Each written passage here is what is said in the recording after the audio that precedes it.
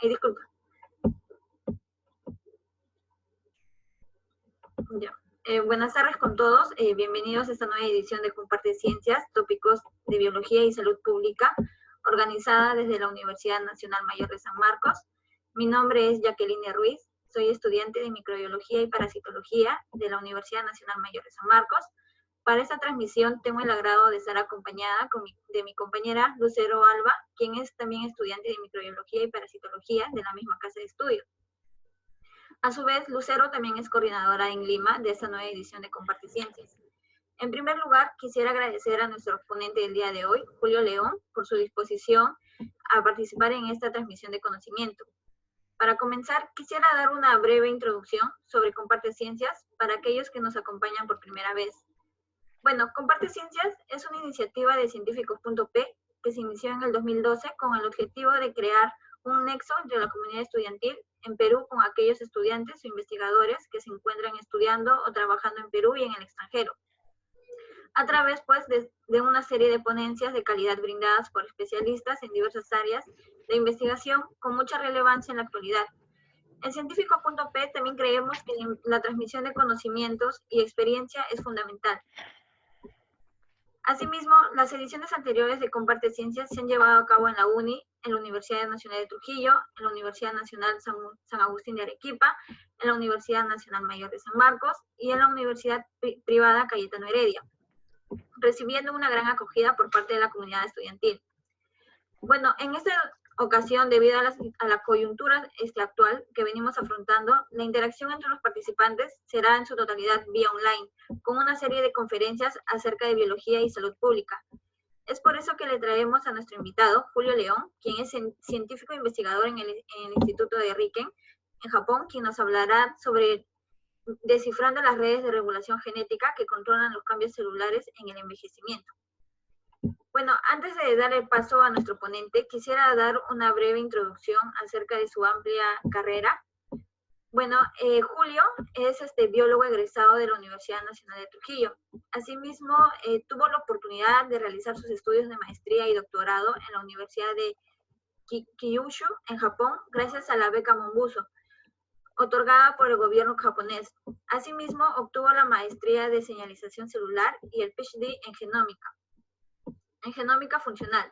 Luego de graduarse, trabajó como investigador postdoctoral en la Universidad de California en San Francisco y en Estados Unidos, donde se dedicó a investigar los mecanismos moleculares que modulan la vulnerabilidad y resiliencia de nuestro cerebro a las enfermedades neurodegenerativas.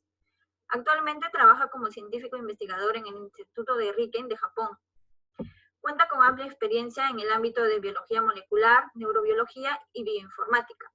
Bueno, sin más que decir, agradecemos al ponente una vez más por su participación y por la paciencia. Asimismo, también le recordamos al público asistente que debe apagar sus micrófonos y cámaras, y si hubiera alguna duda o pregunta, pueden dejarlas tanto en la plataforma de Facebook como Zoom. Muchas gracias. Adelante, Julio. Gracias, Jackie, por la presentación. Es hora de... ¿Puedo compartir mi presentación ahora o todavía? Sí, dame un segundo, te hago anfitrión. Bueno, gracias, Jackie, por la presentación. En realidad quisiera agradecer la invitación de... Oh, perdón. Un momento, quisiera compartir mi presentación. Aquí está. ¿Puedes compartir? Sí. ¿Está bien así? Sí, está bien. Sí se ve. Sí se ve bien, ok. Sí. Bueno, en realidad, un momentito que quisiera. Listo, ahora sí. Bueno, quisiera agradecer la presentación, en primer lugar tu presentación y por la invitación de Científicos.p y Comparte Ciencias y junto con los estudiantes de la Universidad Mayor de San Marcos. Yo creo que para nosotros, los científicos que estamos tenemos la oportunidad de estar en el extranjero, es una satisfacción poder estar en contacto con nuestro país y con los estudiantes de Perú, digamos, yo en mi caso me veo reflejado mucho en los estudiantes de biología con los que a veces estoy en comunicación y realmente comparto sus inquietudes, me siento reflejado en las curiosidades, en las incertidumbres también que ellos tienen. Y espero que esta presentación sirva un poco para incentivar la ciencia y para poder, digamos, compartir un poco de nuestros caminos, que no tienen que ser similares, que uno mismo puede decidir qué quiere hacer luego de egresar y más aún si uno decide dedicar su vida a la ciencia. El título de mi presentación es Descifrando las redes de regulación genética que controlan los cambios celulares en el envejecimiento. En esta presentación voy a tratar de unir la ciencia experimental con análisis bioinformáticos o con lo que se llama Dry Lab. Pero en primer lugar, la primera parte de mi presentación quisiera hablar un poco de mi camino en la ciencia. Va a ser algo muy breve.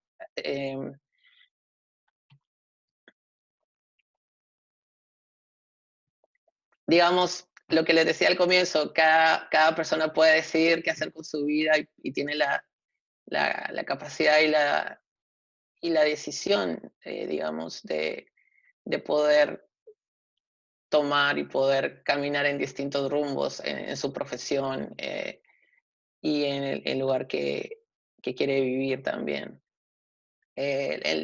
Como ya aquí mencionó, tuve la oportunidad soy egresado de la UNT y he tenido la oportunidad de viajar a Japón para hacer mis estudios de maestría y doctorado en la Universidad de Kyushu, en el sur de Japón.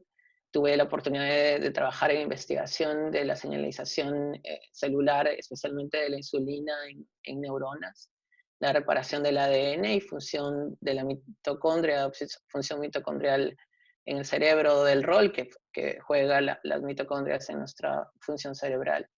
Y además la oportunidad de trabajar en investigación, en una investigación en donde pudimos establecer las diferencias o aumentar la información acerca de las diferencias de la expresión génica en pacientes con Alzheimer y en modelos transgénicos de la enfermedad de Alzheimer.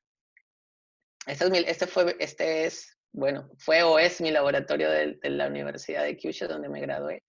Digamos, estudiar en Japón es una experiencia muy interesante, muy peculiar y tal vez única porque el nivel de exigencia es muy alto, la jerarquía, la cultura, y el país, Japón es un país donde se mezcla la tradición, la naturaleza también, pero también con la modernidad y la tecnología.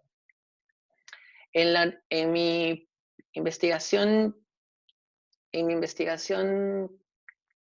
doctoral me quedé fascinado con las mitocondrias. Las mitocondrias son organelas que son muy dinámicas, que en nuestras neuronas se mueven, se fusionan, se dividen a lo largo de nuestras dendritas y nuestros axones para poder suministrar la energía que nuestras neuronas necesitan para cumplir su función sináptica, por ejemplo, o también para cumplir roles de homeostasis de calcio, por ejemplo. Estas fotografías las tomé, son fotografías de neuronas vivas usando microscopía confocal, donde podemos ver que las neuronas en realidad están distribuidas alrededor, no solo en el soma, sino también en las dendritas de nuestras neuronas. Mi tesis de doctorado pude demostrar que las lesiones que acumulan nuestras mitocondrias, las lesiones en el ADN mitocondrial, las lesiones oxidativas, pueden dar lugar a disfunción mitocondrial y también a un problema en la arborización de nuestras dendritas. Este paper fue publicado en el 2016 y si tienen alguna curiosidad o pregunta, podríamos, estaría contento de responderlos por email o por otros medios. Luego de graduarme, me quedé, como ustedes ven, es algo muy fascinante el rol de las mitocondrias. Cuando terminé el doctorado, pude graduarme, pude obtener el PhD, tuve la oportunidad también de seguir con mi carrera científica en el extranjero y poder ir a la Universidad de California en San Francisco, donde seguí investigando acerca del envejecimiento y enfermedades neurodegenerativas. Tuve la oportunidad de ampliar mis conocimientos en cómo funciona nuestro cerebro, en la actividad sináptica y procesos cognitivos y de memoria. Además, tuve la oportunidad de investigar acerca de los mecanismos por los cuales nuestro cerebro es más vulnerable o más resistente a enfermedades neurodegenerativas o al deterioro asociado con el envejecimiento. Tuve la oportunidad de, el paper que publicamos está relacionado con una hormona, una hormona de la longevidad que se llama cloto. Esta hormona, cuando tú la incrementas genéticamente o elevas su nivel mediante inyecciones en la periferia de los ratones, al tener elevados los niveles de cloto, no solamente viven más, sino también tienen una mejor función cognitiva. Digamos que los ratones se vuelven más inteligentes y tienen mejor performance en las tareas de memoria y cognición. Este paper que publicamos tuvo un buen impacto en la comunidad científica y, digamos, abre la oportunidad, abre las puertas para poder, de alguna forma, incrementar la resiliencia de nuestro cerebro al deterioro asociado con la vejez. También pueden revisar el paper y gustoso de recibir correos o de recibir preguntas. Claro, pasando más allá de esta presentación. Y ahora estoy en Riken. Riken es un gran instituto, es el instituto más grande de investigación en Japón. Y estoy digamos, en el branch de Yokohama. Somos un grupo muy interdisciplinario y muy diverso, en donde realmente tengo la oportunidad de aprender nuevas cosas cada día y compartir, digamos, la experiencia que cada uno tiene en sus distintas ramas del conocimiento.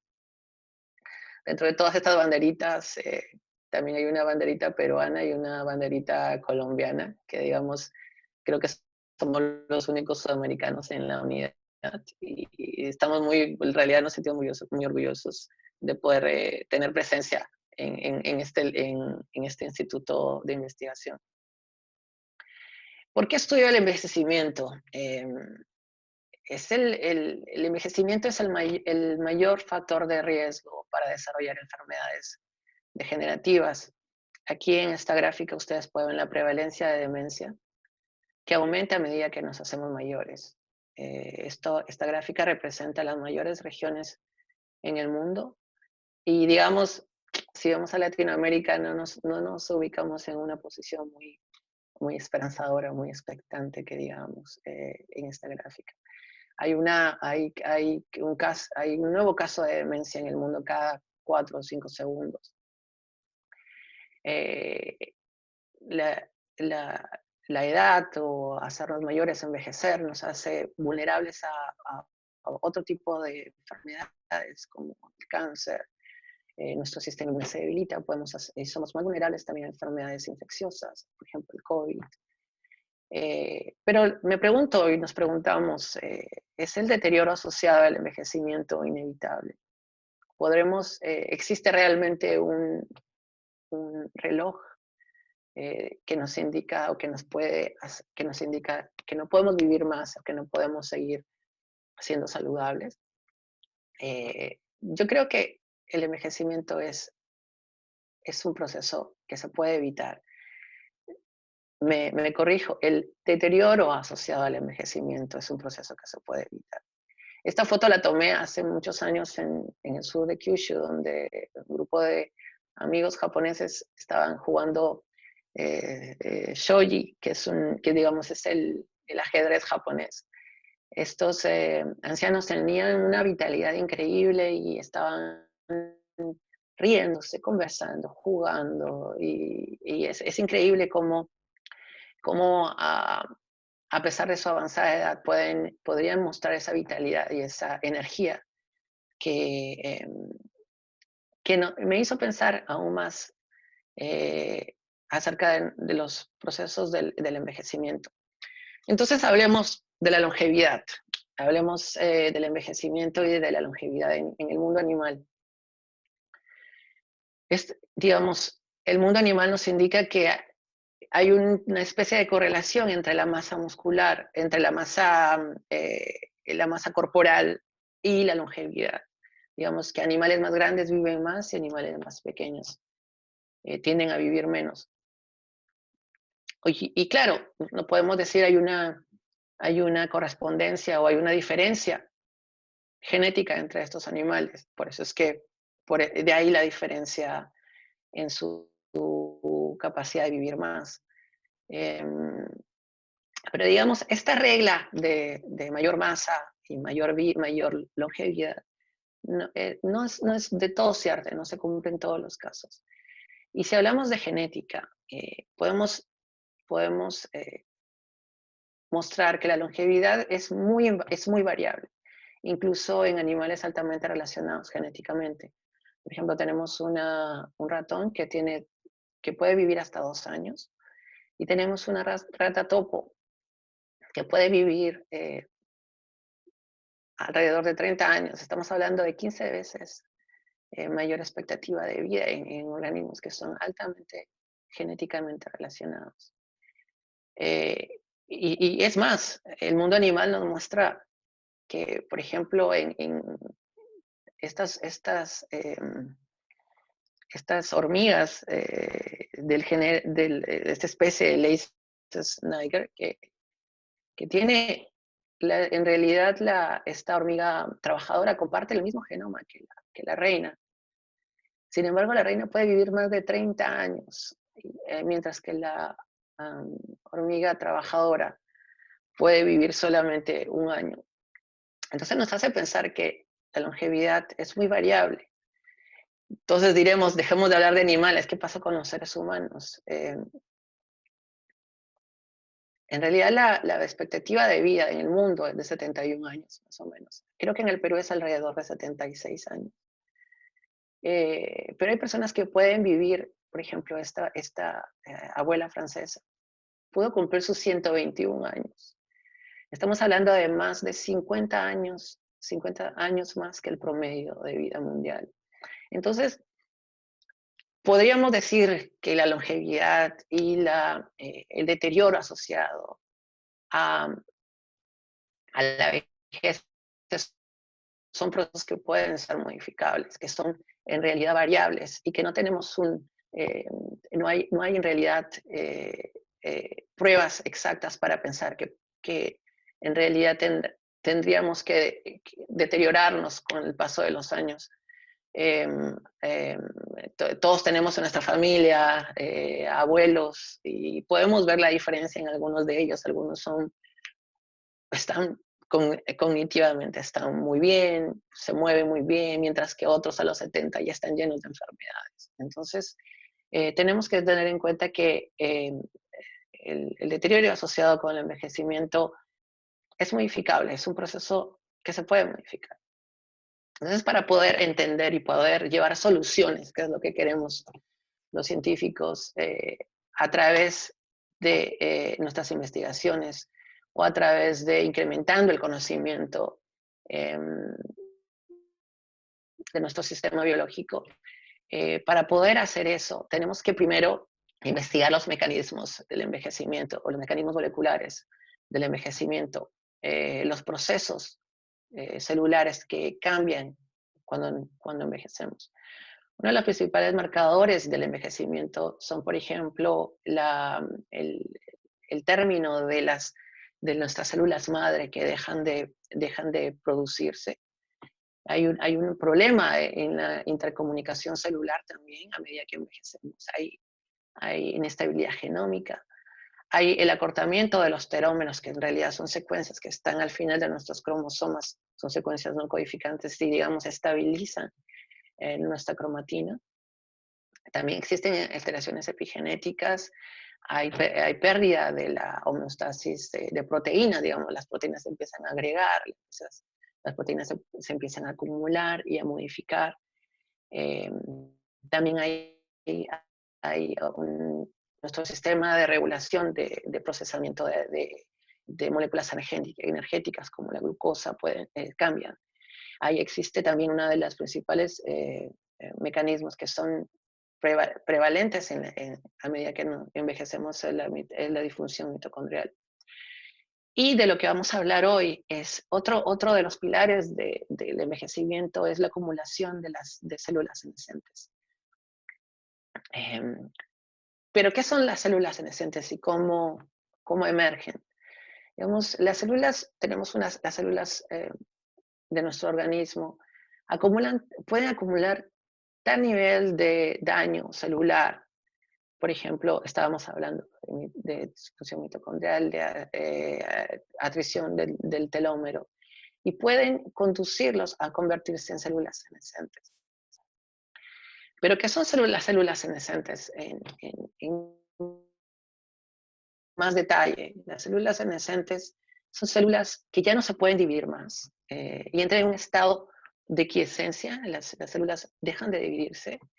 Pero digamos, es un proceso que si podemos pensar, es un proceso que es, digamos, un mecanismo bueno, porque no queremos acumular la idea es que no queremos que una célula que tiene demasiado daño se siga dividiendo porque se puede convertir en una célula cancerosa o puede dar lugar a tumores o cáncer.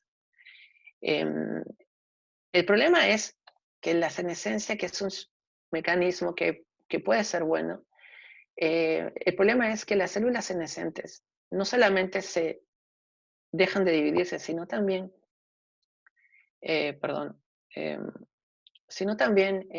secretan moléculas que pueden dañar a las células que están rodeándolas, digamos, en las células vecinas, y pueden de alguna forma causar más daños. La senescencia celular se induce por diferentes formas de daño. Por ejemplo, la quimioterapia induce senescencia. El estrés replicativo, que es lo que hablábamos, de que las células se replican o se dividen hasta que los telómeros se acortan, y eso envía señales para que las células entren en un estado de senescencia. La radiación, por ejemplo, induce senescencia. Los señales oncogénicas, como por ejemplo el incremento de genes relacionados con el aumento del ciclo celular y el estrés oxidativo, que es un proceso que ocurre como un producto secundario de nuestros procesos metabólicos. Como les decía, estas células no solamente están tranquilas, son una especie de zombies, células zombies, pero secretan una serie de factores, por ejemplo, factores de crecimiento, citoquinas, quimoquinas, factores que son proinflamatorios, que pueden dar lugar a una inflamación crónica, que está asociado también puede aumentar nuestra disfunción y puede dar lugar también a procesos cancerosos. En pocas palabras, una célula adulta acumula suficientemente daño en su sistema, pero nuestros mecanismos de homeostasis logran que esta célula siga funcionando bien. Sin embargo, el otro destino de esta célula que ha acumulado suficiente daño es convertirse en una célula senescente. estas células senescentes pueden dañar a sus células vecinas, como lo expliqué anteriormente, y puede dar lugar a que esta célula o se convierta también en célula senescente, o que deje de funcionar bien, aunque se vuelve una célula que es disfuncional. El problema es que las células senescentes se van acumulando en nuestros tejidos a medida que envejecemos, a medida que nos hacemos adultos y a medida que envejecemos. Y los niveles, el desarrollo de enfermedades degenerativas asociadas al envejecimiento aumentan a medida que aumenta también nuestra cantidad de células senescentes en nuestros tejidos.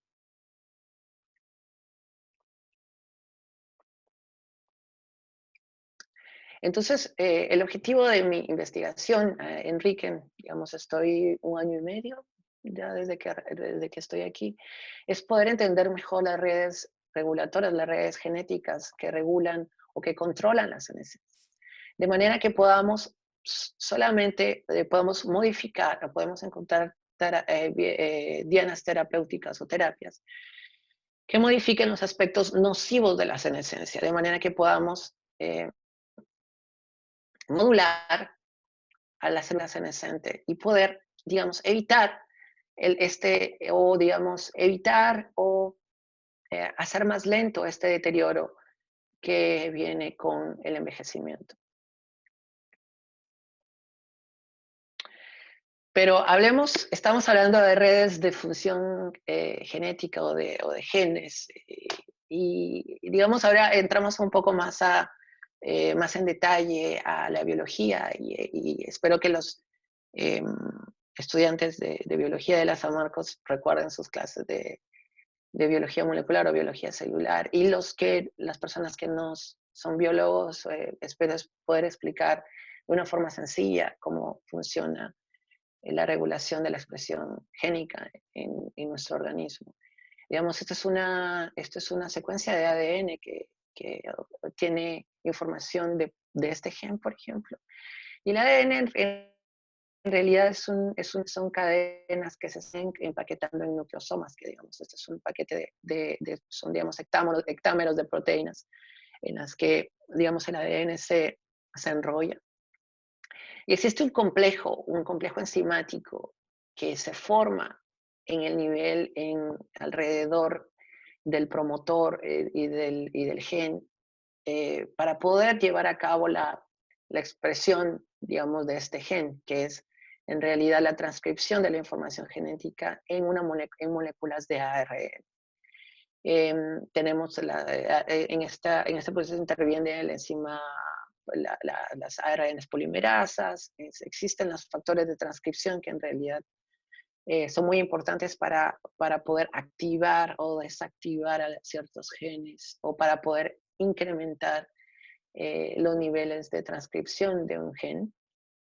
Y estas moléculas de ARN que, digamos, últimamente estamos escuchando mucho con las vacunas de COVID, se va modificando a medida que se va produciendo en la célula. Digamos, una de las modificaciones es esta caperucha, que es, digamos, una molécula que estabiliza o que permite al ARN estabilizarse sin que la célula lo degrade, ¿no? También quisiera recalcar que esta flecha indica los transcription starting sites, que es, digamos, el lugar donde empieza la transcripción dentro del promotor. Lo menciono esto porque vamos a hablar de eso en las siguientes slides. Digamos que, pero estoy hablando solamente de un gen en este caso, ¿no? Pero hay muchos genes. Hay muchos genes que se regulan positivamente o negativamente. Es una red de genes. Es una red que regula una función. Digamos, cuando una célula recibe un estímulo en la membrana, se activan una serie de factores de transcripción que permiten que muchos genes se activen o se desactiven de una forma coordinada para que nuestras células respondan hacia ese estímulo.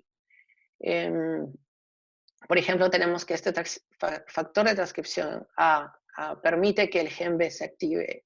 Pero cuando este factor de transcripción no se une al potenciador o al enhancer, o en este caso cerca del promotor, no permite que el gen se exprese. Estamos hablando, por eso hablo de muchos genes que se regulan en forma coordinada para responder a un estímulo. Digamos que estoy interesado para cumplir el objetivo de mi investigación, de poder entender las redes que regulan el fenotipo de una célula senescente. Elegí los astrocitos. En realidad, los astrocitos, yo soy de formación neurobiólogo. Los astrocitos son muy importantes para la función neuronal, para la actividad sináptica y la memoria. Los astrocitos, además de regular la actividad sináptica, también proveen intervienen en el metabolismo de nuestras neuronas y son el paso comunicante de nuestros vasos sanguíneos con las neuronas. Están muy cerca de la barrera hematoencefálica. Y el estrés celular, que elegí el ROSE, que significa estrés oxidativo simplemente. El estrés oxidativo es otra de las características de la vejez, y aumenta también no solamente cuando nos hacemos mayores, sino también con enfermedades degenerativas. Y se ha demostrado que la senescencia celular en células gliales, de las que forman parte los astrocitos, la senescencia aumenta en la enfermedad de Alzheimer, por ejemplo. Esta gráfica representa a un modelo de ratón de Alzheimer. Ven que este tejido aumenta en este color azul, que en realidad es una tinción que mide la actividad de una enzima que se llama beta-galactosidase. Esta actividad enzimática puede indicar los niveles de senescencia y es un marcador muy importante funcional para poder reconocer cuando las células no se senescentes. Entonces, ¿qué es lo que hice? Pude modelar en vivo los astrocitos en vivo. Estos son astrocitos primarios derivados de una persona, del cerebro de una persona, y los he cultivado in vitro. Estos son astrocitos que no son senescentes. Y induje senescencia en estos astrocitos a través de oxidación o del estrés oxidativo, utilizando peróxido de hidrógeno. A medida que, para poder determinar los niveles de senescencia en mi modelo, pude medir la actividad de la galactosidasa, como lo expliqué en el slide anterior, y digamos el porcentaje de células que son positivas a estos niveles altos de la actividad de esta enzima sobrepasan el 80% de mi modelo. Bien, tengo mi modelo. Ahora tengo mi modelo para poder estudiarlo. Entonces ahora veamos su expresión génica. ¿Pero qué método he utilizado? He utilizado un método que se llama, hay una técnica que se llama secuenciamiento de ARN, que permite estimar la expresión génica de nuestras células. Pero existe esta otra técnica que se llama CAGE, que indica que es un análisis de los ARNs que tienen esta caperuza que les expliqué al comienzo, que están en el 5' en el inicio del ARN. Como vemos acá, es 7-metilguanosina, si se acuerdan de sus clases de biología celular y molecular. Digamos, esta técnica, que ha sido en realidad desarrollada aquí en Riken, permite que podamos hacer una selección mejor de los ARNs que tienen esta característica, que tienen esta modificación. y podemos digamos, hacer lo que se dice en inglés enrichment de estos ARN, de manera que podamos hacer el mapping o poder hacer un mapa de los genes y tener información de los TSS. ¿Qué son los TSS? Los sitios donde se inicia la transcripción. Eso es muy importante porque podemos tener información de nuestro promotor, del promotor de qué promotor se utilizó para poder expresar este gen. Y además de eso, podemos tener la información también de la expresión génica.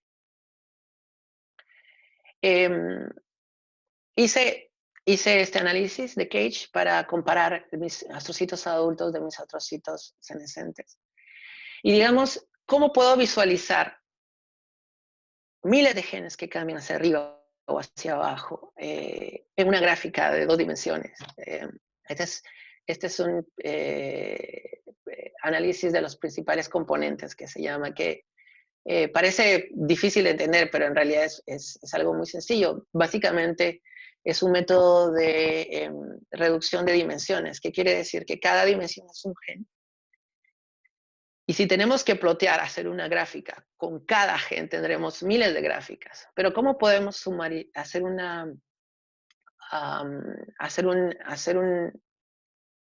análisis en conjunto de todos los genes y ver si es que este gen, esta célula senescente es diferente de la célula adulta? Digamos, una de las explicaciones que siempre hago es que si tú quieres compararte a ti mismo con tu padre o con tu madre, y como buen investigador puedes empezar primero, ¿qué utilizas? El color de ojos. Esa es una dimensión, una variable. La talla, etcétera. Puedes acumular un montón la edad, pues, de variables, pero ¿cómo ploteas? O cómo graficas esas diferencias en una gráfica en 2 dimensiones, en el Y y el X. Una de esas formas es hacer un análisis de los principales componentes.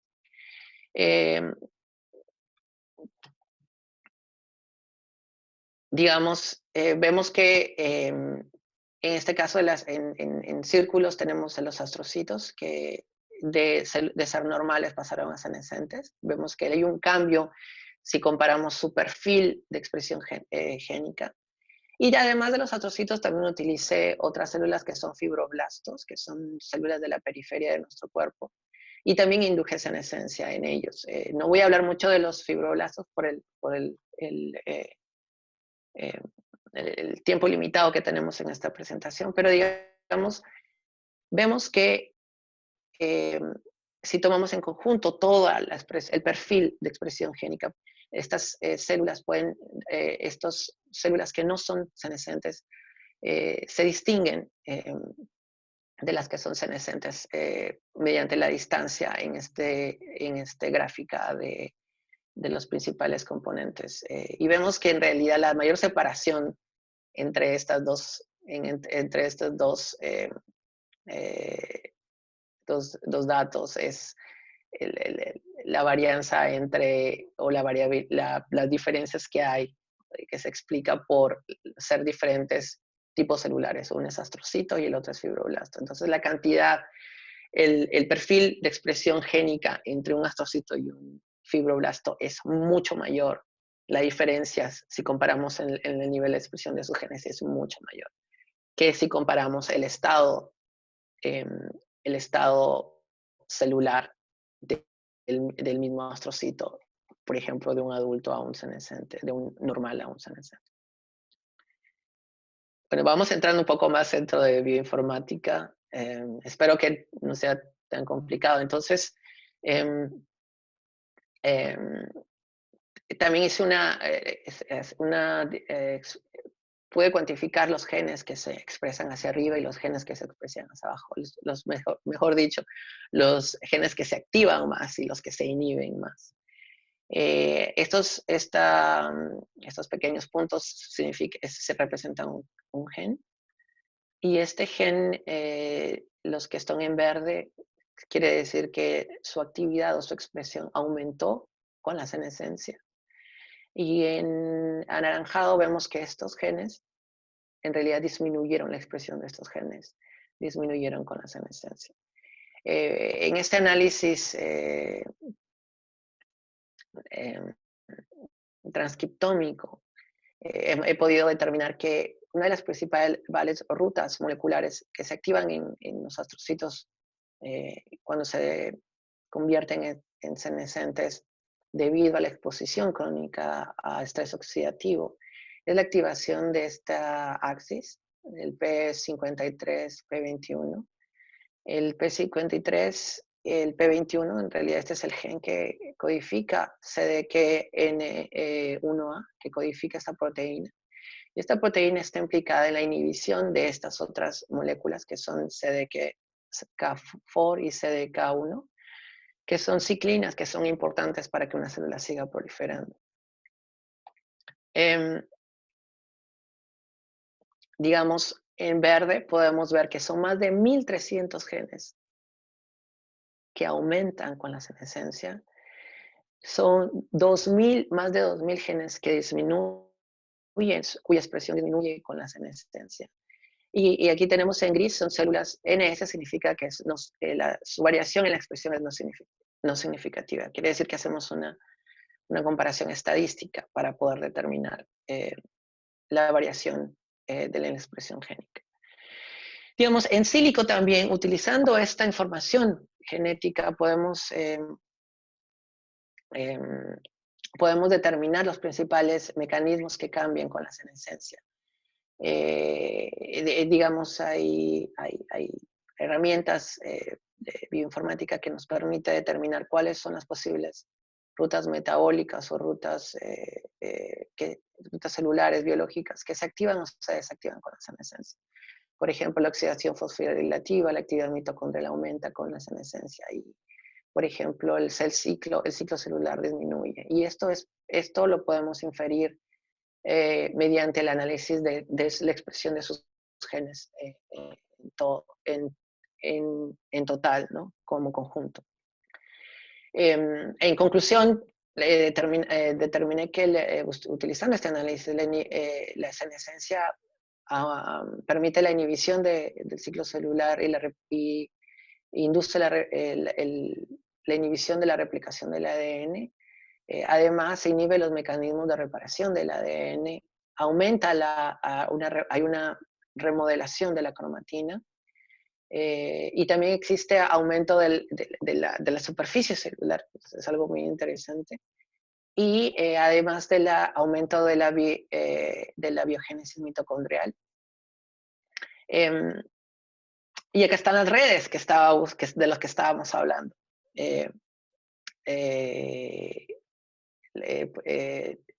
Mediante también estudios, mediante técnicas de bioinformática, he podido construir unas redes funcionales de los genes que están implicados, por ejemplo, en el ciclo celular, en la replicación del ADN.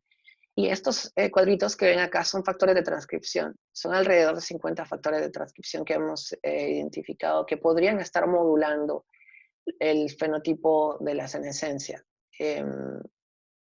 Digamos, el siguiente paso es estos transcriptores, factores de transcripción, estos factores de transcripción pueden ser dianas terapéuticas para poder modular los procesos biológicos que cambian durante la senescencia.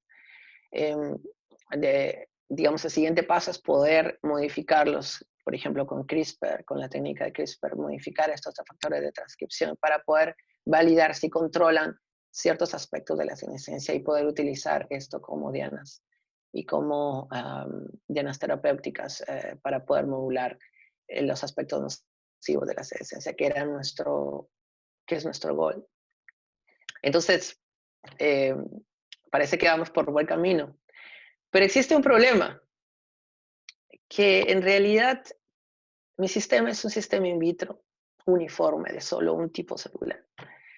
Y para poder realmente hacer investigación con mayor impacto, tenemos que tomar en cuenta que nuestro cuerpo es un sistema sumamente heterogéneo. Estamos hablando de más de 57 billones de células que son individuales, más de 60 billones de nucleótidos en el genoma, miles de genes expresados de forma diferenciada entre, por ejemplo, un hepatocito y una neurona, entre una neurona, una microglía, una fibra y entre una célula muscular, o un cardiomiocito, por ejemplo. Tenemos que tomar en cuenta que la complejidad de nuestro sistema nos obliga a utilizar sistemas, también tecnologías más complejas. Las células senescentes no solamente se acumulan en el cerebro, también se acumulan en otros tejidos, en la periferia, como expliqué anteriormente. Entonces, la idea es poder utilizar o poder construir una red de expresión génica o una que podría modular la senescencia en vivo en nuestros cuerpos. Pero la pregunta es, ¿podríamos reconocerlas? ¿Podremos reconocer las células senescentes individualmente en los tejidos humanos, sin tener que cultivarlos in vitro? Entonces, vamos a hablar un poco de transcriptómica unicelular y digamos ya llegamos hacia las últimas 5 o 6 diapositivas. Y digamos, vamos a hacer una introducción a la transcriptómica unicelular, que es algo que estoy también utilizando para esta investigación. En el primer panel, que parece un poco difícil de entender, vamos por partes. Digamos, tenemos un tejido que es heterogéneo, digamos, tenemos un pedacito de un pulmón, un pedacito de un cerebro. Y lo que se hace con el secuenciamiento tradicional del ARN es poder obtener el ARN, pero de todas las células. Entonces, digamos, tenemos el promedio, tenemos como resultado la expresión promedio de todos los tipos celulares en una sola. Digamos que este gen no tome en cuenta la diferencia dentro de este mismo tejido. Digamos, en el cerebro, por ejemplo, tenemos neuronas, microglías, astrocitos, y todas estas células, los genes que están expresados, simplemente se mezclan, y lo que tenemos es la expresión promedio de todas las células. Y con transcriptómica unicelular o single cell RNA sequencing, que está ahora utilizado mucho, se están logrando muchas investigaciones utilizando esta técnica. Se puede distinguir cada tipo de célula y el transcriptoma de cada tipo de célula de forma individual. Digamos, por ejemplo, tenemos aquí este grupo de células A, que puede ser una microglía, B, que puede ser astrocitos o neuronas, o los que estudian inmunología, puede ser un macrófago, una célula T, unos monocitos, por ejemplo. Y digamos, la expresión se mide de forma diferenciada dentro de cada tipo celular, de manera que se conserva la información sobre la célula de origen para cada ARN. ¿Cómo se logra esto? ¿Cómo se logra que podamos tener el transcriptoma de cada tipo celular? Se logra mediante el uso de perlas, de unas pequeñas pelotitas o perlas, que con un mecanismo de microfluidos se integran. Digamos, aquí está la perlita abajito, ¿no ven? En el video, y esa es la célula. De manera que se forma un sistema que está cubierto por un aceite para poder aislarlas unas de las otras. Y estas perlitas tienen en su superficie unas secuencias que tienen un código de barras que permite, cada código de barras puede identificar a cada tipo de célula, una célula a la vez. Esta secuencia UMI, que es una secuencia pequeña de nucleótidos que puede reconocer cada tipo de ARN, y una secuencia de timinas que permite la amplificación del ARN para poder secuenciarlo y poder tener la información de su variación después. Digamos que, como le expliqué, podemos, por ejemplo, con esta técnica, tener un pedacito, por ejemplo, de un tumor de un cerebro, poder tener el transcriptoma de cada tipo celular y poder tener, por ejemplo, de esta célula 1, el gen 1 tuvo la expresión 18, este es el nivel de expresión de este gen 1, el nivel de expresión es más alto, el gen 2, sin embargo no hay expresión del gen 3, y una célula 2 no tenía la expresión del gen 1, por ejemplo, y así sucesivamente. Se puede comparar por cada célula individual el transcriptoma. Pero volvamos a la pregunta y a la complejidad de la que estaba hablando antes de poder presentarles o introducir la técnica del transcriptómica unicelular. Podremos reconocer las células senescentes in vivo utilizando transcriptómica unicelular. Estamos hablando de células, estamos hablando de células que cambian en su estado, que en realidad siguen siendo las mismas, el mismo tipo celular, pero que cambia su estado de normal a senescente.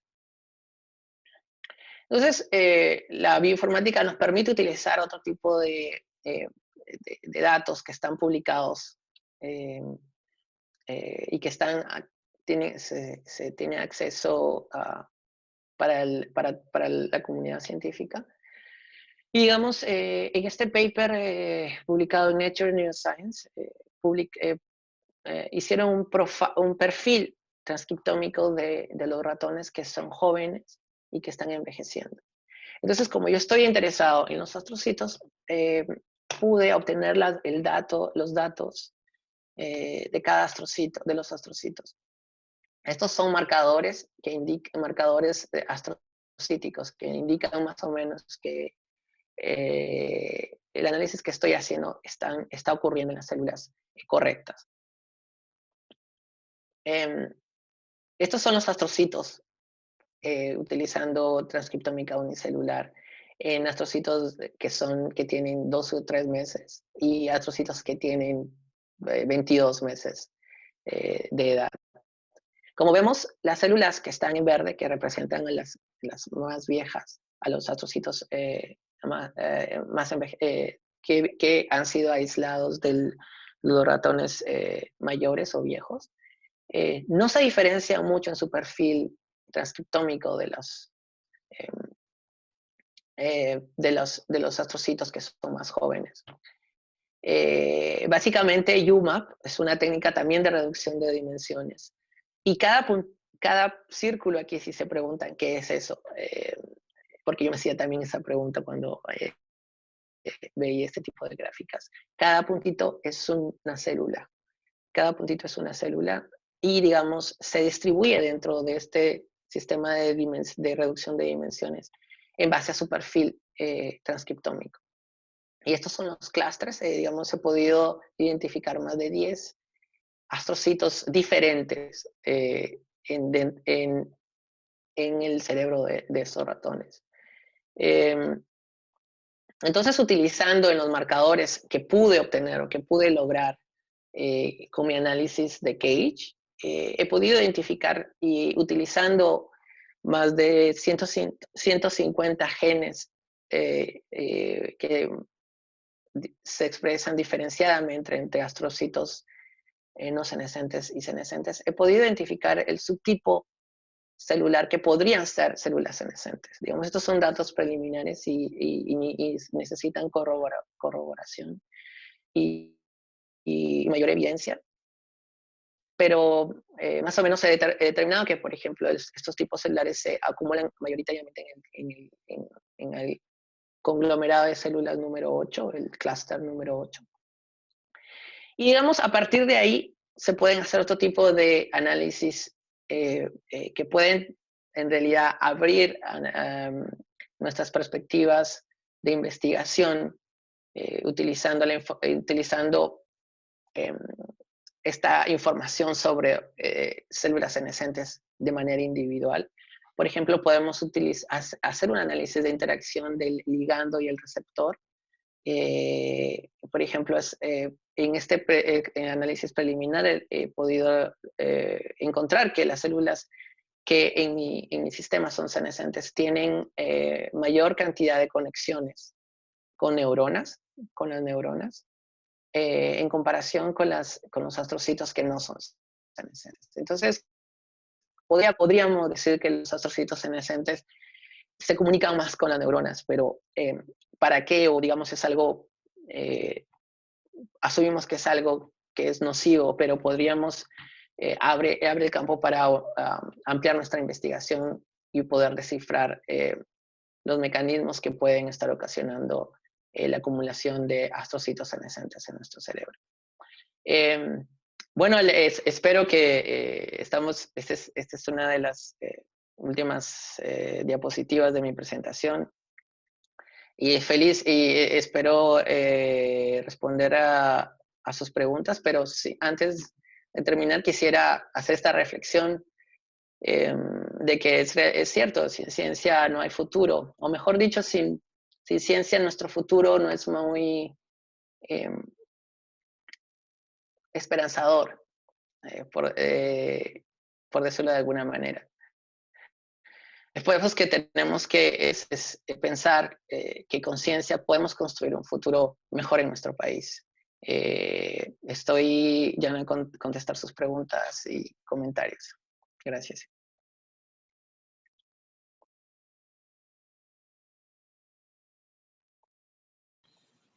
Hola, Julio. Hola. ¿Qué tal, Julio? ¿Nos escucha? Hola, Lucero. Sí. Ya. ¿Qué tal, Julio? Buenas noches. Soy Lucero, también parte de la comisión organizadora de Comparte Ciencias. Agradecerte por tu excelente exposición. De hecho, son temas que no se ven muy a menudo, ¿no? Neurobiología todavía es un campo bastante desconocido para algunos jóvenes en el aspecto universitario y en general, ¿no? Ahora procederemos a leer las preguntas de parte del público.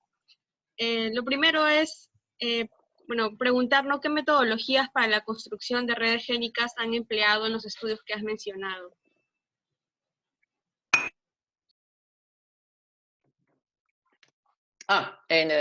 Es un análisis se llama enrichment analysis.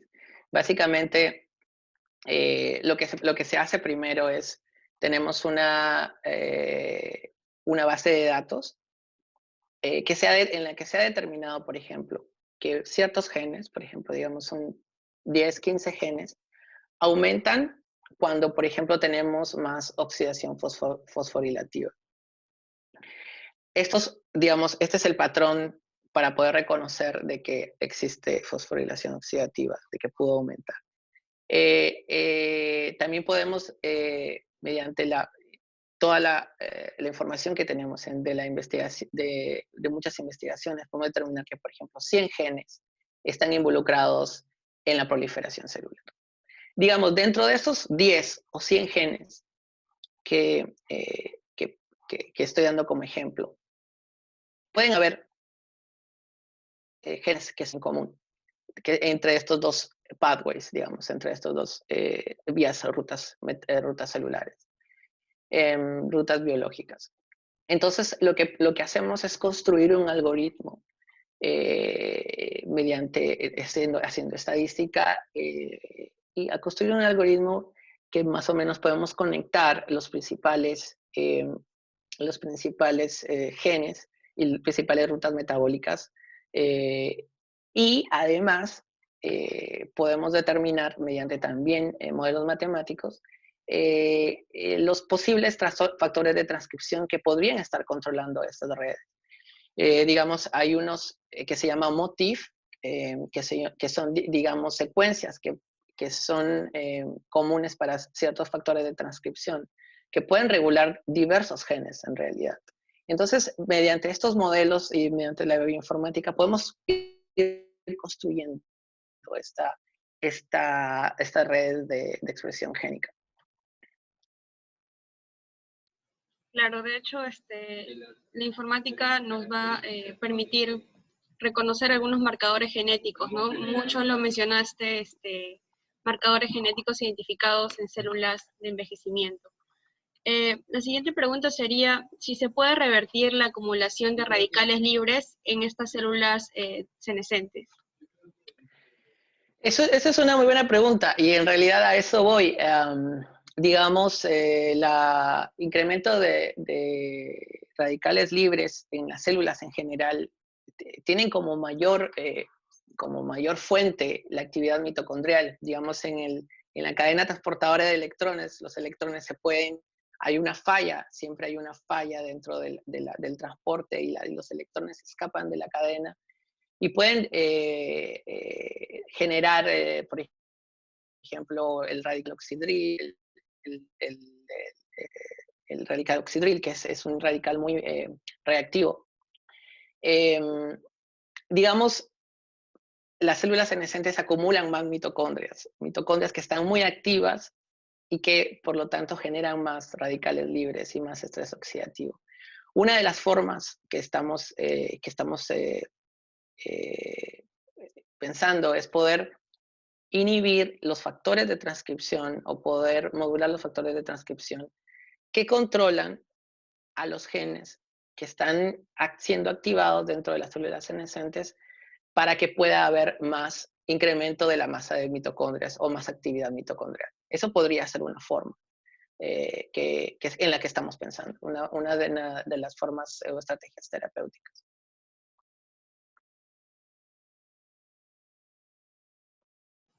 Bien, desde Facebook nos escriben cómo se complementan las técnicas de RNA-seq con la CAGE en un análisis transcriptómico. ¿Podría repetir la pregunta porque el internet se fue un poco? ¿Ahora me escuchas bien? Ahora sí. Ya. Desde Facebook nos preguntan cómo se complementan las técnicas de RNA-seq con CAGE en un análisis transcriptómico.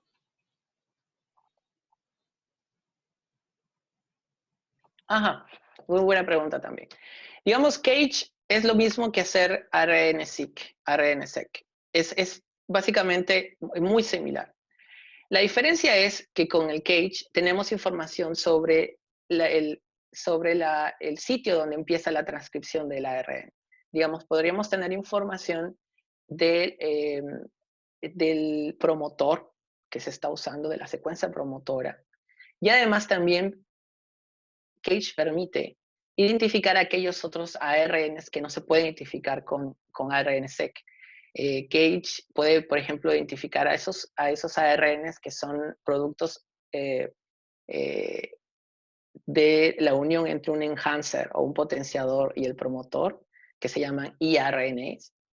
Entonces, CAGE nos da la oportunidad también de investigar o de poder identificar qué enhancers, qué potenciadores están siendo activados y que podían mediar la expresión génica de un tipo de un determinado gen. Entonces, son técnicas muy parecidas, pero CAGE nos da una información adicional, nos permite tener una información adicional. Claro, eso, bueno, nos brindaría una visión más completa, ¿no? También nos escribe Brian Campos, agradeciéndote primero por tu presentación, y pregunta qué tanto podría influenciar en sí el estado de senescencia de aquellos astrocitos primarios que cultivaste con la ruta del ensayo de hidrógeno de peróxido que realizaste. Sí, ya lo veo. De peróxido. ¿Podrías Sí. repetir la pregunta? Otra vez se fue el internet, otra vez está como un poco lajeado. Dice, ¿qué tanto podría influenciar en sí el estado de senescencia de aquellos astrocitos primarios que cultivaste con la ruta al ensayo de peróxido que realizaste? Dice, no recuerdo el turnover de los astrocitos y como en las glías es relativamente largo, cabe la posibilidad de haber capturado astrocitos que tal vez sean más susceptibles o estén en el límite de este. Muy buena acotación, es cierto. Si recordamos la gráfica del principal component, la diferencia entre un astrocito normal y un senescente es mucho menor, por ejemplo, de un fibroblasto que es normal y un fibroblasto senescente. Si recordamos la gráfica del principal component. ¿Esto qué quiere decir? Y es cierto sobre lo que dice la pregunta. los fibroblastos tienen un doubling time, una proliferación más elevada que los astrocitos. Los astrocitos, digamos, el doubling time o se duplican en su población más o menos cada 3, 4 días en mis manos, ¿no? Los fibroblastos se dividen mucho más rápido, en menos de 24 horas. Entonces, es cierto, la población en la que empecé es un poco más lenta, se divide un poco más lenta, digamos, son un poco más quiescentes, que es diferente de ser senescentes. Pero sí, digamos, y eso es lo que pasa en nuestro propio cuerpo, ¿no? Las glías se dividen muy lentamente también, son células que todavía pueden proliferar en el cerebro, pero se dividen de una forma muy, muy lenta comparado con las células fibroblastos de la periferia. Y lo importante es capturar aquellos astrocitos que han sido dañados o que tienen ese daño, que tienen esa característica de dañar el entorno, ¿no? Pero sí, es muy buena la acotación y eso se ve, eso se ve en los datos que hemos mostrado. Gracias, Julio.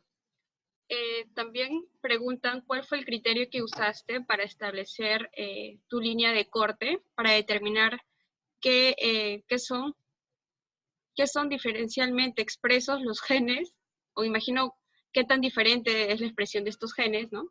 O si fueron regulados para abajo o para arriba del valor del p-valor, ¿no? Considerando adecuado para el estudio. Bueno, no está muy bien formulada la pregunta, pero imagino justamente que tienes la idea del patrón que seguiste para poder establecer este límite para los análisis estadísticos. Claro, sí, generalmente se pone un log fold change, que es el cambio de 1.2, y la diferencia significativa del P menor de 0.05, ¿no? Es una comparación estadística lo que se hace. Bien, Julio, la siguiente pregunta es algo general. Mencionan si podrías comentarnos o enumerar cuáles son los cambios genómicos más resaltantes en lo que es el envejecimiento celular. Bueno, claro, en realidad cuando hablar del envejecimiento es un poco complicado porque a diferencia de los mecanismos de diferenciación o de desarrollo, donde hay pasos que en realidad determinísticos que dan lugar a la diferenciación de una célula, estamos hablando de células aquí ya diferenciadas, que son células adultas, que surgen, que están en función y tienen diferentes, y cumplen diferentes roles y están en diferentes estados celulares. Unas se mueren, otras están activadas metabólicamente. Entonces, hablar de las características en general es un poco complicado, pero existen, como mostré en la figura, existen mecanismos como, por ejemplo, disfunción mitocondrial, atrición o acortamiento de los telómeros, inestabilidad genética. Y lo que también vemos y lo que vemos en la senescencia es que hay unas puertas que se abren y otras que se cierran en la senescencia. Hay unos genes que se activan más y otros genes que en realidad se inhiben. Y en general, lo que he podido ver en otros también trabajos es que la cantidad de células, de genes que se inhiben, de genes que se inactivan, son mucho mayor a la cantidad de genes que se activan. Entonces estamos hablando de un silenciamiento de la expresión génica a medida que una célula se hace senescente. Claro. Bueno, Julio, respecto a lo que comentaste sobre tu background, ¿qué oportunidades has visto para trabajar en estos temas en Japón, ¿no? Porque, como te mencioné, neurobiología es un área muy poco abordada aquí y quizás a algunos chicos pues les sirva, ¿no? Saber qué oportunidades, qué becas, oportunidades de pasantías o hacer maestrías encuentran en Japón para trabajar en esta área. Se fue. ¿Estás ahí? Sí, ya. estamos teniendo un poco de problemas con la conexión. Pero sí puede escuchar tu pregunta. En realidad, las oportunidades, en mi humilde opinión, yo creo que las oportunidades de poder estudiar en el extranjero, poder hacer una carrera afuera, son mucho mayores que en la época que yo salí. Ahora hay más becas, ahora hay apoyo del Concitec. En mi época era realmente muy poco el apoyo. Pero sí, en realidad la neurobiología, investigación en neurociencia es una área muy bonita que es muy grande en realidad en los países desarrollados.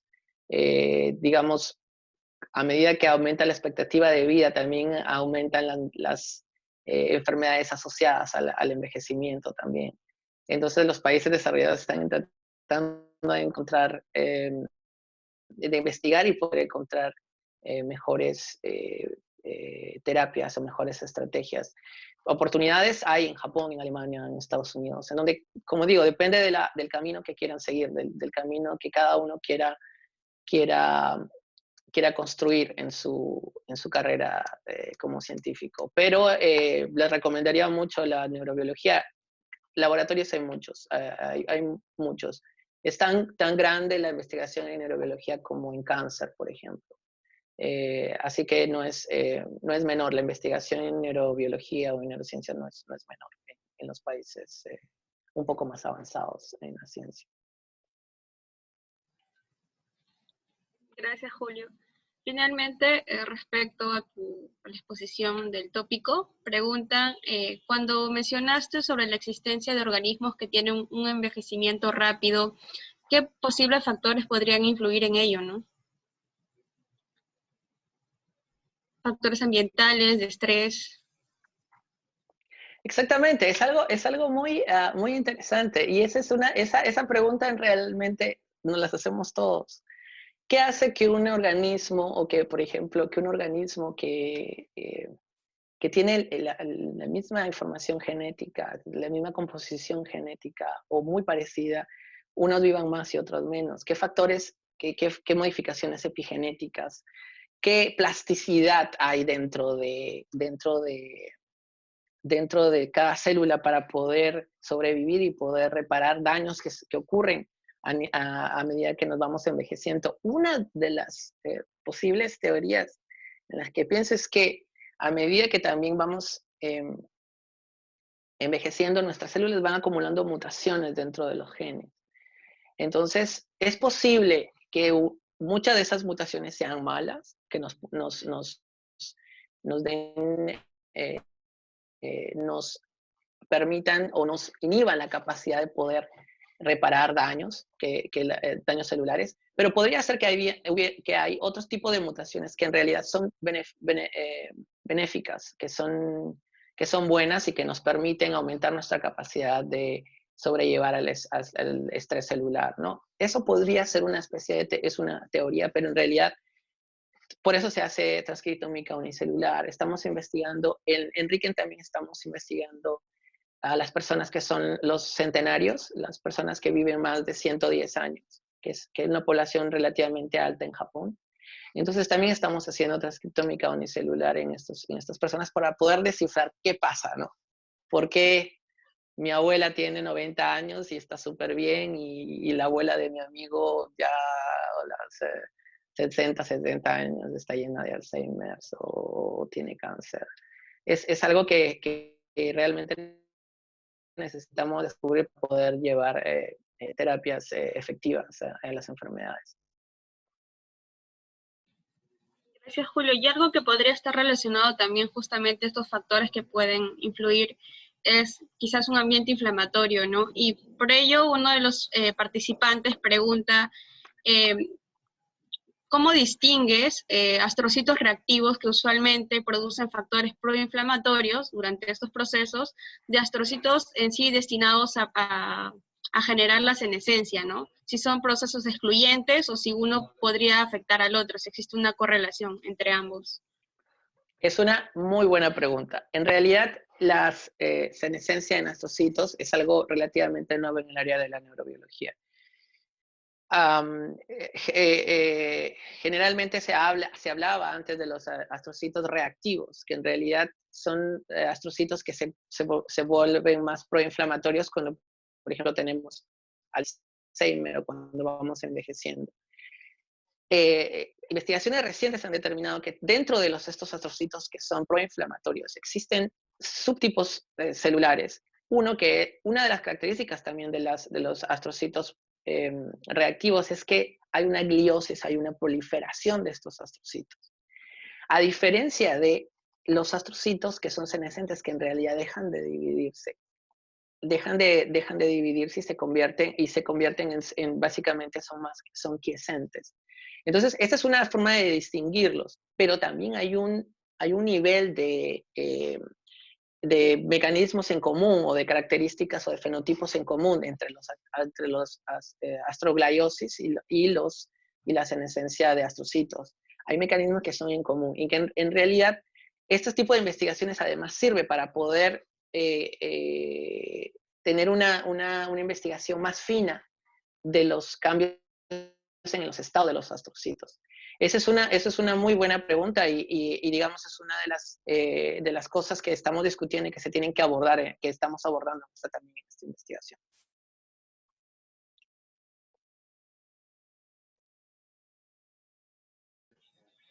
Gracias, Julio. Bueno, agradecerte por la predisposición que tienes por seguir colaborando en la difusión de ciencia aquí en Perú a través de este tipo de plataformas. Bueno, también te hago presente los agradecimientos de todos los participantes y recordarles, ¿no?, que científicos.p sigue con justamente esta ardua labor de seguir difundiendo ciencia a través de muchas herramientas. Por ello, pues, los exhorto a visitar páginas como el Rincón de Mayolo, que también es otra iniciativa de científicos.p, y estar al tanto de las publicaciones semanales que científicos.p hace publicando artículos, ¿no?, de alto impacto en el área científica. Muchas gracias, Julio, gracias a los participantes por asistir y hasta luego, buenas noches. Buenas noches, buenos días para mí, saludos a todos. Gracias por la invitación.